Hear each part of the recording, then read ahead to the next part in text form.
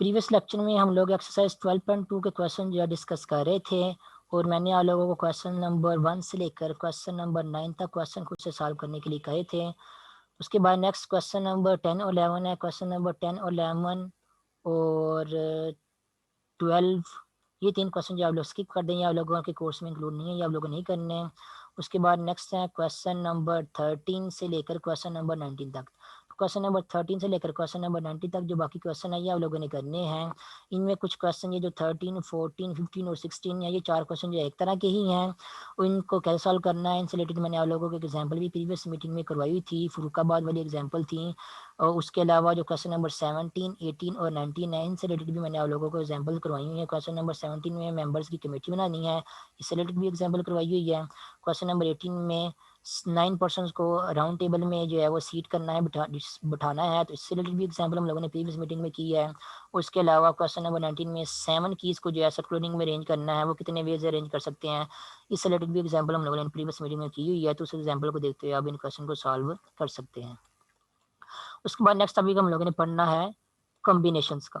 ठीक है, कॉम्बिनेशन क्या होते हैं, तो कॉम्बिनेशन को समझने पहले से आप लोगों को एक बार फिर से परमुटेशन को रिकॉल कर दूं कि परमुटेशन क्या होती हैं। परमुटेशन और कॉम्बिनेशन जो है वो दोनों में ही जो है वो अरेंजमेंट जो है वो डिफरेंट ऑब्जेक्ट्स की या नंबर्स की हम जो है वो फाइंड आउट करते हैं, लेकिन दोनों में फ़र्क क्या होता है।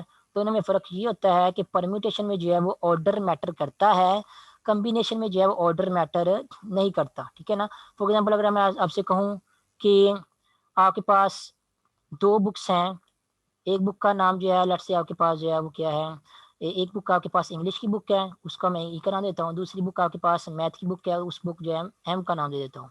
तो 2 बुक्स हैं, बुक ई और बुक एम।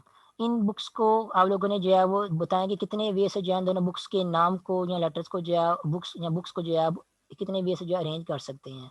तो आप देख सकते हैं आप ई एम इस तरह भी लिख सकते हैं, ये भी आपके पास एक अरेंजमेंट है। और आप जो है वो एम और ई ये भी आपके पास जो है एक अरेंजमेंट आ रहा है। तो आपके पास कितनी परमुटेशन बनेगी, आपके पास 2 परमुटेशन बनेगी। अगर आपके पास 2 बुक्स हैं, उनकी आपने अगर परमुटेशन फाइंड आउट करनी है या उनकी डिफरेंट अरेंजमेंट फाइंड आउट करनी है, तो आपके पास जो है वो 2 अरेंजमेंट बनेगी। पहली अरेंजमेंट आपके पास जो है ये वाली बनेगी, दूसरी अरेंजमेंट आपके पास जो है ये वाली बनेगी। लेकिन अगर आपसे कहा जाए कि इन दोनों बुक्स का कॉम्बिनेशन फाइंड आउट करें, तो कॉम्बिनेशन तो सेम ही है। यहाँ पे भी ई के साथ एम आ रहा है, यहाँ पे भी एम के साथ ई आ रहा है। जैसे आप कहे, आप कह लें कि आप पहले सेमेस्टर में अगर आप जो है वो फर्ज कर लें कि 2 ही बुक्स पढ़ रहे हैं, एक इंग्लिश की बुक पढ़ रहे हैं, एक मैथ की बुक पढ़ रहे हैं, कोई आपसे पूछे कि आपका पहले सेमेस्टर में बुक्स का कॉम्बिनेशन क्या है, कौन कौन से सब्जेक्ट पढ़ रहे हो, अगर आप कहते हैं कि मैं इंग्लिश और मैथ पढ़ रहा हूँ, या अगर कहते हैं मैथ और इंग्लिश पढ़ रहा हूँ, तो कहने का मतलब तो सेम ही है। कॉम्बिनेशन तो आप सेम बता रहे हैं कि कौन सा कॉम्बिनेशन आप लोगों ने रखा हुआ है अपने पहले सेमेस्टर में। ठीक है ना। तो इस पॉइंट ऑफ व्यू से हमने कॉम्बिनेशन को डिस्कस करना है कि चाहे आप इंग्लिश की बुक को के साथ मैथ की बुक जो है वो रख के उसको पढ़ना स्टार्ट कर दें, या उसको आपस में अरेंज कर दें, या मैथ की बुक के साथ इंग्लिश की बुक को अरेंज कर दें, हैं और दोनों इकट्ठी रही हैं, कॉम्बिनेशन तो उनका इकट्ठा ही बन रहा है। ठीक है ना। उनको अगर आपने पढ़ना चाहेंगे, आप अगर इसको बताना चाहेंगे आप कौन सा कॉम्बिनेशन पढ़ रहे हैं बुक्स का, तो अगर एक स्टूडेंट कहता है मैं इंग्लिश और मैथ पढ़ रहा हूँ पहले सेमेस्टर में, दूसरे सेमेस्टर कहता है मैं मैथ और इंग्लिश पढ़ रहा हूँ, तो सब्जेक्ट तो दोनों सेम ही पढ़ रहे हैं ना, कॉम्बिनेशन तो दोनों का सेम ही हो ना, दोनों सेम ही कॉम्बिनेशन के सब्जेक्ट जो है पढ़ रहे हैं। इस पॉइंट ऑफ व्यू से हमने कॉम्बिनेशन को डिस्कस करना है। कॉम्बिनेशन में आपका ऑर्डर जो है मैटर नहीं करता। मीन्स आप चाहे पहले ई को इंग्लिश को बताएं फिर बाद में मैथ को बताएं, या पहले आप मैथ को बताएं बाद में इंग्लिश को बताएं, इससे कोई फर्क नहीं पड़ता। यानी कि आपने क्या किया, यहाँ पे देखिए ऑर्डर चेंज किया हुआ। ठीक है, ऑर्डर मीन्स उनकी पोजीशन को चेंज किया लोगों ने, पहले इंग्लिश लिखा है फिर मैथ लिखा है, और यहाँ पे पहले मैथ लिखा है फिर इंग्लिश लिखा है। तो यहाँ पे पहले और दूसरे नंबर में देख सकते हैं इनका ऑर्डर या पोजिशन जो चेंज हुई है। तो ऑर्डर जो है वो परमुटेशन में मैटर करता है। उनका ऑर्डर चेंज होगा तो आपको क्या कहने कि आपको डिफरेंट एक और परमुटेशन मिल गई है, ये आपके पास पहली परमुटेशन है, ये आपके पास दूसरी परमुटेशन है। तो परमुटेशन में ऑर्डर मैटर करता है, जब ये आप ऑर्डर चेंज करेंगे आपको जो है वो नई परमुटेशन जो मिलेगी। लेकिन कॉम्बिनेशन में ऑर्डर मैटर नहीं करता। आप चाहे इंग्लिश को पहले मैथ को बाद में रखें इकट्ठा, या मैथ को पहले या और इंग्लिश को बाद में इकट्ठा लिखें, इन दोनों कॉम्बिनेशन सेम ही कॉम्बिनेशन बन रहा है। वो क्या करेंगे, आप कहेंगे आप एक ही कॉम्बिनेशन बन रहा है वो आपके पास। ठीक है, तो कॉम्बिनेशन आपके पास क्या होगा, इंग्लिश और मैथ का अगर आप कॉम्बिनेशन लेंगे तो कॉम्बिनेशन आपके पास जो है एक ही बनेगा, लेकिन जो परमुटेशन है वो आपके पास क्या बनेगी, वो 2 बनेगी। इस तरह अगर आपके पास 3 लेटर्स हैं ए बी और सी, और तीनों लेटर्स को लेके अगर आप डिफरेंट परमुटेशन बनाते हैं तो आपको पता है तीनों लेटर्स को आप लेके अगर परमुटेशन लेंगे तो आपके पास 6 परमुटेशन बनती हैं। ठीक है, ABC, BAC, ये डिफरेंट परमुटेशन बन रही हैं जिनमें क्या ऑर्डर जो है इनका चेंज हो रहा है, ठीक है तीनों की तीनों लेकिन ऑर्डर चेंज हो रहा है। ये डिफरेंट परमुटेशन आपको मिल रही हैं, कितनी मिल रही हैं? R6 different permutation. लेकिन तीनों में अगर देखें तो ए बी सी आ तो इकट्ठी रहे हैं ना, कोई फर्क तो नहीं आ रहा है। यहाँ पे भी ABC, इसमें भी ABC आ रहा है, इसमें भी ABC आ रहा है, इसमें भी ABC आ रहा है, इसमें भी ABC आ रहा है। बस फर्क इतना आ रहा है कि उनकी पोजीशन चेंज हो रही है, ऑर्डर चेंज हो रहा है। तो क्योंकि परम्यूटेशन कॉम्बिनेशन में ऑर्डर मैटर नहीं करता, तो हम देखेंगे इन दी एंड सभी में जो है ABC आ रहा है, ABC इन दी एंड आ रहे हैं हर एक परम्यूटेशन अरेंजमेंट में। तो ये सारी की सारी परम्यूटेशन अरेंजमेंट क्या होगी, आप इसको जो है वो एक ही अरेंजमेंट कंसिडर करेंगे कॉम्बिनेशन के केस में। तो ओवरऑल आपके पास जो तीन ऑब्जेक्ट्स हैं A, B और C, अगर आपके तीनों को यूज़ करते हुए, याद रखें टेकन एट अ टाइम की बात हो रही है, अगर आप तीनों को ही एक वक्त में यूज़ करेंगे तो आपके पास जस्ट एक ही कॉम्बिनेशन बनेगा, वो क्या होगा? ABC, ठीक है। और जो बाकी अरेंजमेंट लिखे हुए हैं BAC, ये भी आपके पास ABC अरेंजमेंट ही है, BCA ये भी आपके पास ABC अरेंजमेंट ही है। क्या आपके पास सारे के सारे अरेंजमेंट को आप क्या अरेंजमेंट्स को क्या करेंगे, यहाँ पे एक ही अरेंजमेंट जो है कंसिडर करेंगे। आप इनको बुक्स के पॉइंट ऑफ व्यू से भी समझ सकते हैं कि आपने एक सेमेस्टर में 3 बुक्स जो है रखी हुई हैं, A, B और C। आपसे कोई पूछे कि आप कौन कौन सी बुक्स पढ़ रहे हो, तो एक स्टूडेंट कहेगा मैं बुक A, B और C पढ़ रहा हूँ, दूसरा कहेगा मैं बुक C, B और A पढ़ रहा हूँ, तीसरा स्टूडेंट कहेगा मैं बुक जो है B, C और A पढ़ रहा हूँ। तो पढ़ तो वो इंडियन वो वही 3 बुक्स रहे हैं जो आप बता रहे हैं डिफरेंट तरतीब के बताने से, तो कोई फर्क तो नहीं पड़ रहा आपकी कॉम्बिनेशन में। इंडियन कॉम्बिनेशन तो वो उन्हीं 3 बुक्स का पढ़ रहा है वो स्टूडेंट। तो कॉम्बिनेशन का जो कंसेप्ट आप लोगों ने इस सेंस में समझना है कि यहाँ पे ऑर्डर जो है मैटर नहीं करता, ठीक है। ऑर्डर मैटर नहीं करता, तो BCA ये भी आपके पास ABC है, CAB ये भी आपके पास ABC है, CBA ये भी आपके पास ABC है। इंडियन ये सारी अरेंजमेंट लिखी हुई हैं, ये है तो डिफरेंट परम्यूटेशंस हैं, लेकिन कॉम्बिनेशन जो है वो सारे का सारा क्या है, ये एक ही है, ठीक है। ये सारे के सारे क्या है, एक ही कॉम्बिनेशन है। तो इसको हम जस्ट सिंपली जस्ट ABC जो है लिख सकते हैं, ठीक है। तो अगर ABC आपके पास 3 ऑब्जेक्ट्स हैं, तीनों को लेके अगर आप लोगों ने परम्यूटेशन बनानी है तो 6 बनेगी। लेकिन अगर तीनों को ही लेके अगर कॉम्बिनेशन बनाना है तो एक ही कॉम्बिनेशन बनेगा, सेम ही कॉम्बिनेशन बनेगा हमेशा आपके पास। वो क्या होगा, आप उसको जो सिंपली आप ABC जो है वो लिख सकते हैं, ठीक है। अब नेक्स्ट क्वेश्चन ये है कि परमुटेशन को तो हम जो है वो, अगर आपके पास कुछ ऑब्जेक्ट्स दिए गए हैं उनमें से आप कुछ ऑब्जेक्ट्स लेके परमुटेशन बनाते हैं, अरेंजमेंट बनाते हैं। फॉर एग्जांपल अगर आपके पास n ऑब्जेक्ट्स दिए गए हैं, आप उनमें से r नंबर ऑफ ऑब्जेक्ट्स लेके परमुटेशन बनाते हैं। r आपके पास जो है वो इन n में से लेते हैं, ये r आपके पास n भी हो सकता है और n से कम भी हो सकता है। तो ये वाला फार्मूला परमुटेशन के केस में यूज करते हैं।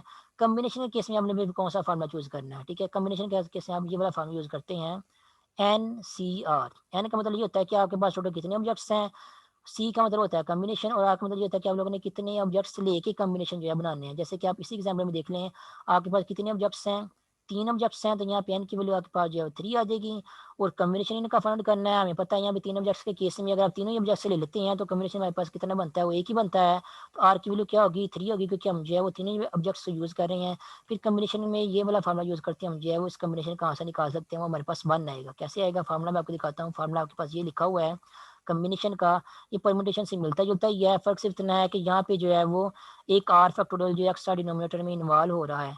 परम्यूटेशन का फार्मूला क्या होता है, n factorial divided by n minus r factorial, ये आपके पास परम्यूटेशन का फार्मूला होता है। अगर आप डिनोमिनेटर में एन माइनस आर फैक्टोरियल के साथ एक और आर फैक्टोरियल जो है वो मल्टीप्लाई कर दें, ये आपके पास जो है वो NCR मीन्स कॉम्बिनेशन का फार्मूला जो है वो बन जाएगा, ठीक है। अब अपने एग्जाम्पल को देखें, 3 ऑब्जेक्ट्स लिए थे और टोटल एन कितने ऑब्जेक्ट्स बन रहे थे आपके पास 3, और तीनों को ही लेके कॉम्बिनेशन बनाया था, ABC तीनों को लेके कॉम्बिनेशन बनाना था। तो यहाँ पे आर की जगह भी आ जाएगा 3 आ जाएगा। अब कॉम्बिनेशन का फार्मूला यूज करके देखते हैं कि हमारे पास जो है कॉम्बिनेशन कितने बनेंगे, ठीक है। परम्यूटेशन तो 6 बन गई है, ये देखें यहाँ पे पास वो हम जो है वो 3 वाला फार्मूला यूज करके फाइंड कर सकते हैं, वो 6 बनेगी। कॉम्बिनेशन कितने बनते हैं वो चेक कर लेते हैं, वो आपके पास होगा 3 फैक्टोरियल मीन्स के n फैक्टोरियल और divide by n minus r factorial. n आपके पास 3 है और r भी आपके पास क्या है 3 है, तो ये बन जाएगा आपके पास 3 माइनस 3 फैक्टोरियल। उसके बाद multiplied by again r factorial, तो r क्या आपके पास 3 है, यहाँ पे पास अगेन आर फैक्टोरियल के साथ मल्टीप्लाई करेंगे, यहाँ पे साथ आर क्या यहाँ पे पास आपके पास 3 है, तो यहाँ पे आर की वैल्यू 3 पुट कर देते हैं, 3 फैक्टोरियल। अब इसको सिंप्लीफाई करते हैं, 3 फैक्टोरियल ये वाला जो है वो इस 3 फैक्टोरियल से कैंसिल हो जाएगा। और उसके अलावा 3 में से 3 माइनस करेंगे तो क्या बन जाएगा 0 फैक्टोरियल, आपके पास बन जाएगा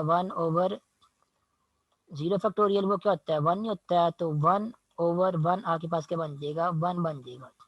तो 3C3 का आंसर आपके पास 1 आया। इसका मतलब ये है अगर आपको 3 ऑब्जेक्ट्स दिए गए हैं और अपने तीनों को जो है वो यूज करके कॉम्बिनेशन बनाने हैं, तो आपके पास कितने कॉम्बिनेशन बनेंगे, आपके पास टोटल एक कॉम्बिनेशन जो है बनेगा, जो कि हम लोगों ने मैंने आपको पहले ही बता दिया है, ABC कॉम्बिनेशन बनेगा बस। बाकी जितने भी ये आ रहे हैं ये जस्ट ऑर्डर चेंज हो रहा है।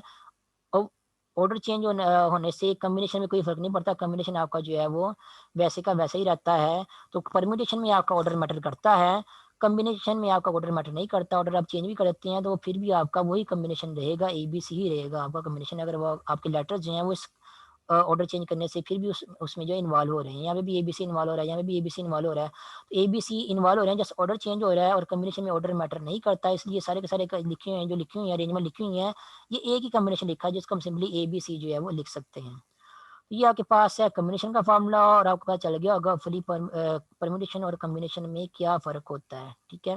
उसके बाद नेक्स्ट है example number 19। The members of a club are 13 boys and 7 girls. तो एक क्लब है जिसके 20 मेंबर्स हैं, जिनमें से 13 लड़के हैं और 7 लड़कियां हैं। वो कह रहा है in how many ways can a committee of 4 boys and 3 girls be formed, ठीक है। तो 13 लड़के हैं वहां से टोटल और 7 लड़की हैं। अब वो कह रहा है कि 4 लड़कों की और 3 लड़कों की कमेटी जो है कितने तरीकों से हम बना सकते हैं, ठीक है। 13 लड़के हैं तो आप पहले 4 लड़कों को भी यूज करके आप एक कमेटी बना सकते हैं, 1 2 3 और 4। इस तरह आप पहले 4 की बजाय पहले को छोड़ के जो दूसरा, तीसरा, चौथा और पांचवा है लड़का, इन लड़कों को चूज करके भी जो है 4 मेंबर्स की कमेटी बना सकते हैं। या फिर आप क्या कर सकते हैं, पहले दूसरे को छोड़ दें, तीसरा, चौथा, पांचवा, छठा, तो इन 4 मेंबर्स को भी यूज करके जो है वो 4 लड़कों की जो है कमेटी एक बना सकते हैं। तो 13 लड़के हैं, काफी तरीकों से जो हम जो है 4-4 लड़कों की कमेटी बना सकते हैं। इस तरह 7 लड़कियां हैं तो 3-3 लड़कों की कमेटी भी हम काफी तरीकों से बना सकते हैं। पहले 7 लड़कियों में से पहले 3 लड़कियों की कमेटी बना सकते हैं हम, या फिर हम जो है वो दूसरी, तीसरी और चौथी लड़की की कमेटी बना सकते हैं, या फिर तीसरी, चौथी और पांचवी लड़की की कमेटी बना सकते हैं, या फिर पहली, दूसरी और छोटी लड़की की कमेटी बना सकते हैं। तो 7 टोटल लड़कियां हैं, उनमें से 3-3 लड़कियों की कमेटी भी हम जो है वो बना सकते हैं काफी तरीकों से। लेकिन यहाँ पे हमारा जो है वो ऑर्डर मैटर करेगा, ठीक है। यहाँ पे ऑर्डर क्यों मैटर करेगा देख सकते हैं। अगर आप पहली, दूसरी और तीसरी लड़की की कमेटी बनाते हैं इस अरेंजमेंट के साथ, और फिर आप एक और अरेंजमेंट बनाते हैं, दूसरी लड़की की कमेटी बनाते हैं, पहली लड़की की कमेटी बनाते हैं और तीसरी लड़की की कमेटी बनाते हैं, तो दोनों अरेंजमेंट देखने डिफरेंट हैं परम्यूटेशन वाइज, लेकिन कॉम्बिनेशन वाइज देखें तो दोनों अरेंजमेंट क्या है, सेम ही है, ठीक है। जब कमेटियाँ बनाएंगे तो ये वाली कमेटी और ये वाली कमेटी क्या होगी, सेम ही होगी। उस तरह अगर आप ये वाली कमेटी बनाते हैं, तीसरी लड़की की कमेटी बनाते हैं, फिर पहले लड़की की कमेटी बनाते हैं, फिर दूसरी लड़की की, इन तीनों को मिला के 3 लड़कियों की कमेटी बनाते हैं, तो देख लें इसमें भी पहली 3 लड़कियां आ रही हैं, इसमें भी पहली 3 लड़कियां आ रही हैं, इसमें भी पहली 3 लड़कियां आ रही हैं। तो ये तीनों जो अरेंजमेंट बनी हुई हैं ये पहली 3 लड़कियों की अरेंजमेंट बनी हुई है, तो कमेटी इन दिन क्या बनेगी, वो सेम ही बनेगी। तो ये जो सेम कमेटीज आ रही हैं इनको हम लोगों ने एक ही कमेटी काउंट करना है। जब इनको हम एक ही कमेटी काउंट करेंगे तो कैसे काउंट कर सकते हैं, जब हम ये जो है वो केस जो है वो कंसिडर कर लें कि हमारा जो ऑर्डर जो है वो यहाँ पे मैटर नहीं करेगा, मीन्स के 1-2-3 और 2-3-1 या 3-2-3-1-2 ये एक ही कमेटी है, इसमें ऑर्डर मैटर नहीं कर रहा हमारा, तो इसके हम क्या करेंगे, फिर कम्बिनेशन का वाला केस जो है वो यूज करेंगे, ठीक है। टोटल हमारे पास 7 लड़कियां हैं और 7 लड़कियों को यूज करके हम लोगों ने जो है वो कमेटीज बनानी है, और 3-3 लड़कियां लेके हम लोगों ने कमेटीज बनानी है। तो कमेटी जिस तरह बनानी है कि वो जो ऑर्डर आ रहा है वो ऑर्डर भी हमारा मैटर करे, क्योंकि अगर आप ऑर्डर मैटर करेगा तभी हमारे पास जो है डिफरेंट कमेटीज बनेगी। अदरवाइज अगर आप ऑर्डर को मैटर नहीं करवाएंगे, जो कि परमिटेशन के केस में होता है, फिर आपको जो है वो आपकी कमेटीज जो है रिपीट होना शुरू हो जाएंगी। जैसे 3 लड़की की कमेटी अगर ये है 1-2-3, अगर आप कहते हैं कि ऑर्डर मैटर करता है, जब ऑर्डर मैटर करता है तो फिर परमिटेशन की जो है वो फार्मूला यूज करते हैं, और एक कमेटी आप ये बनाते हैं 3-2-1, तो देख लें दोनों कमेटी में सेम मेंबर ही आ रहे हैं, तो ये एक ही कमेटी हुई, फिर 2 डिफरेंट कमेटीज तो ना हुई।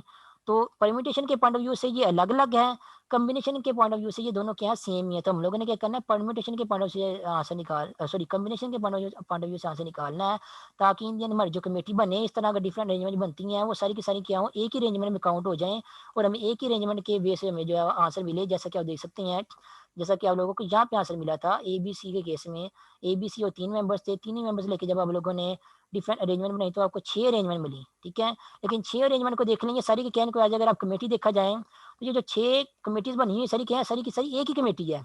इस कमेटी में भी ABC आ रहा है, इस कमेटी में भी ABC आ रहा है, इस कमेटी में भी ABC आ रहा है, इसमें भी ABC आ रहा है, तो सारी कमेटी में ABC है तो सारी अलग अलग कमेटी से ना हुई, तो ये एक ही कमेटी हुई। तभी एक ही कमेटी हुई है बनी है तो उसको ABC का नाम दे दिया है। तो जहाँ पे डिफरेंट अरेंजमेंट बन रही हो लेकिन कमेटीज आपकी सेम बन रही हो, उसके केस में हम लोगों ने कम्बिनेशन वाला फार्मूला यूज़ करना, ताकि आपकी एक ही कमेटी जो है वो डिफरेंट टाइप की आपको एक वक्त में मिले। और जहाँ पे आप लोगों का ऑर्डर मैटर करता है, जहाँ पे आप लोगों की कमेटी नहीं बन रही होती है, जहाँ पे आप लोगों की नंबर्स की अरेंजमेंट बन रही होती है, जहाँ पे ऑर्डर मैटर करता होता है, उस केस में आप लोगों ने क्या करना होता है, उस केस में आप लोगों ने परम्यूटेशन वाला फार्मूला जो है यूज़ करना होता है। तो यहाँ पे क्योंकि हम कमेटीज बना रहे हैं, तो यहाँ पे लड़कियों को अगर एक कमेटी में एक पहली दूसरी तीसरी लड़की आ रही है, और किसी और कमेटी में जो है तीसरी दूसरी पहली लड़की आ रही है, तो वो कमेटी आपके पास एक ही होगी। इस तरह की जितनी भी कमेटीज बन रही हैं उनको हम लोगों ने एक ही कंसिडर करना है, इसलिए हम क्या करेंगे, उसके लिए कम्बिनेशन वाला फार्मूला जो है यूज़ करेंगे। टोटल हमारे पास कितने हैं, 13 लड़के हैं, हमने 4-4 लड़के यूज़ करते हैं हम लोगों ने जो कम्बिनेशन बनाने हैं, कमेटीज बनानी है, और कमेटीज भी इस तरह बनानी है कि इन दी एंड हमारी जो कमेटीज बने वो अलग अलग ही बने, ठीक है, अरेंजमेंट के पॉइंट ऑफ व्यू से नहीं, कम्बिनेशन के पॉइंट ऑफ व्यू से जो अलग अलग ही बने। तो वो फिर क्या होगा, आप जो है वो 13C4 जो है वो लड़कों की कमेटी कितनी कमेटीज बन सकती हैं, उसके लिए उसको फाइंड आउट करने के लिए ये वाला फार्मूला यूज़ करेंगे। और लड़कियों की कितनी कमेटीज बन सकती हैं, 7 लड़कियां अगर आपके पास 3-3 लड़कियों की कितनी कमेटी बन सकती हैं, उसके लिए आप 7C3 का फार्मूला यूज़ करेंगे। और एक ही वक्त में लड़कों और लड़कों की दोनों की कितनी कमेटियाँ बन सकती हैं, चाहे 13 लड़के हों और 7 लड़कियाँ हों, 13 लड़कों में से 4-4 लड़कों की कमेटी बनानी हो, और 7-7 लड़कियों में से आप लोगों ने 3-3 लड़कों की कमेटीज़ बनानी हो। तो एक ही वक़्त में जो है वो दोनों की जो है वो कितनी-कितनी कमेटीज़ बन सकती हैं, दोनों को फाइंड आउट करने के लिए हम क्या करेंगे, इन दोनों को आपस में मल्टीप्लाई कर देंगे।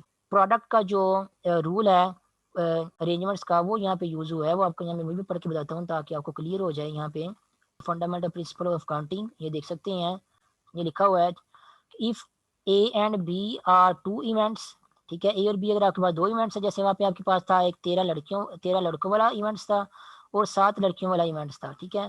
तो अगर if A and B are two events and A can occur P different ways, B can occur in Q different ways after A has occurred, then the number of ways that two events can occur is the product of P and Q। वो कहता है अगर आपके पास 2 events हैं ए और B, अगर एक वक्त में एक इवेंट जो है वो पी डिफरेंट वेज में अकर हो रहा है, यानी कि उसमें जो आपको आंसर मिलता है परम्यूटेशन या कम्यूटेशन का, वो आपको जो है पी मिल रहा है, और दूसरे वक्त में जो है वो जो दूसरा इवेंट जो है वो क्यू डिफरेंट वेज में अकर हो रहा है, यानी कि आपको आंसर जो मिल रहा है क्यू मिल रहा है।